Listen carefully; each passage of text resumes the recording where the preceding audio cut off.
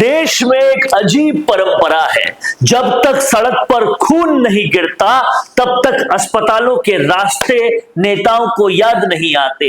जब तक कैमरा नहीं पहुंचते तब तक मरहम भी नहीं निकलता, और जब तक नौजवान की आवाज पूरे देश में गूंजने न लगे तब तक बयान भी इंतजार करते हैं। फिर एक दिन ऐसा आता है कि एक तरफ राहुल गांधी भी पहुंचते हैं और दूसरी तरफ जेपी नड्डा भी पहुंच जाते हैं।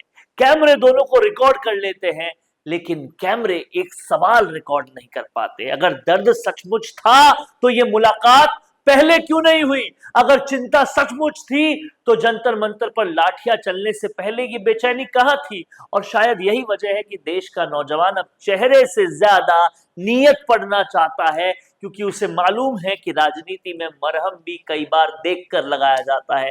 तभी दूसरी तरफ प्रधानमंत्री मोदी का बयान भी आ जाता है और वो कहते हैं कि दोषी जो हैं वो बख्शे नहीं जाएंगे। नीट पेपर लीक करने वालों को बख्शा नहीं जाएगा, कड़ी सजा मिलेगी। सुनने में ये वाक्य बहुत मजबूत लगता है, लेकिन नौजवान पूछ रहा है कि अगर राजस्थान से लगातार आवाज उठ रही थी कि 2024 में भी पेपर लीक हुए थे, 25 पर भी सवाल था, तो सीबीआई क्या कर रही थी? पूरी ताकत के साथ क्यों नहीं उतरी? ऐसी मिसाल क्यों नहीं बनाई कि जंतर मंतर पर बहा खून सिर्फ खबर ना हो, वो पूरा ऐसी मिसाल हो कि कहानी खत्म ना हो।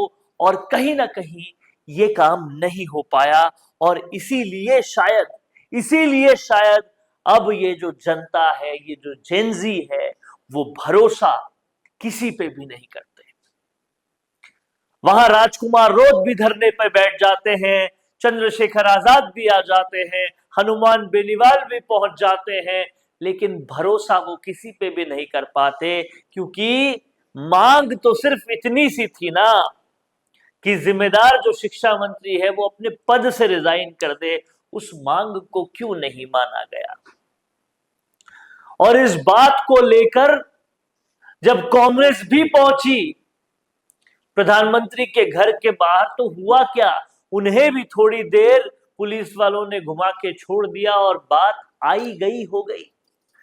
ऐसे में छोड़ दीजिए एक बार कॉकरोच जनता पार्टी, छोड़ दीजिए बाकी सब चीजें, लेकिन उस जेनजी का क्या जो इंसाफ चाहता है?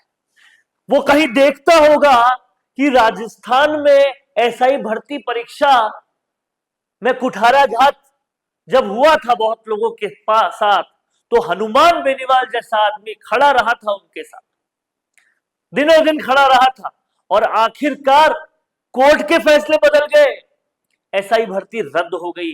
ऐसा कोई नेता चाहिए हमें जो काम करवाए, हनुमान बेनीवाल जैसा कोई चाहिए। और ये इतिहास अगर ये सारा जेनजी देखेगा और बेनीवाल अगर इस तरह से उनको सपोर्ट करेंगे तो शायद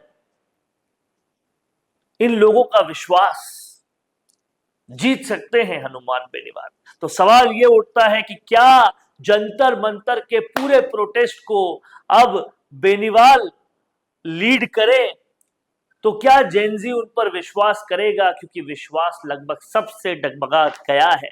लेकिन एसआई भर्ती से लेकर दूसरे आंदोलनों से लेकर जो युवाओं का भरोसा बेनीवाल के पास है, वो भरोसा अगर काम कर जाए तो हनुमान बेनीवाल इस जेनजी को इंसाफ दिला सकते हैं, क्योंकि रिकॉर्ड कुछ ऐसा है, जो भी मुद्दे उठाए हैं पूरा करके आए हैं।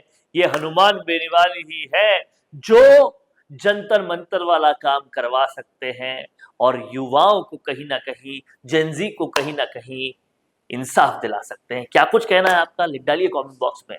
देखते रहिए संवाद, क्योंकि ये संवाद है भारत का, भारत के लिए।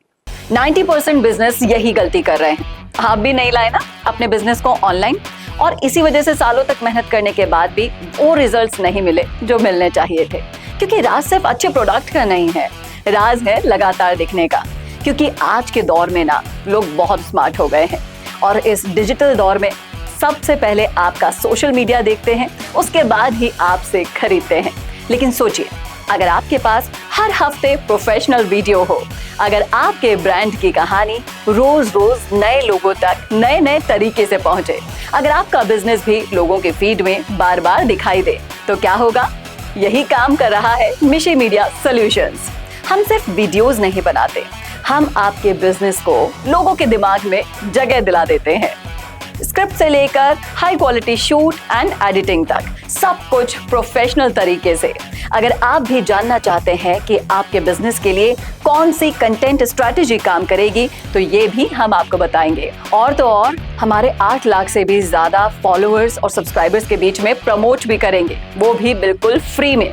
तो अभी डीएम करें, ग्रो कीजिए हमारे साथ और जानिए आपका ब्रांड कितना आगे जा सकता है।